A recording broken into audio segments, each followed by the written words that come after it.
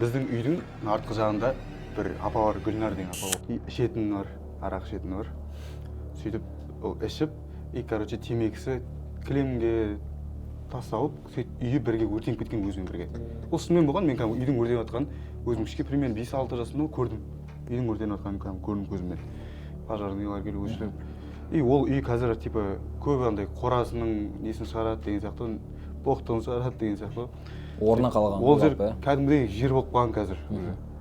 Сол жермен негізі үйде әкелеріміз айтады, сол жермен өтіп бара жатқанда іштеріне бисмилля деп айтып өтіңдер деп.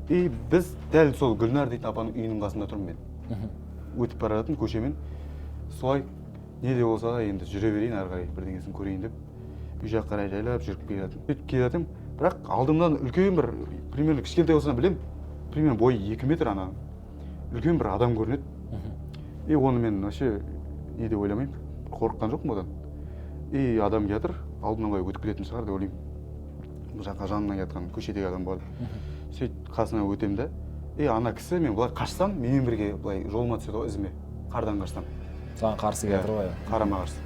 Сөйтіп келеді де, менің қасыма келгенде үстіме құлайды ғой ана кісі.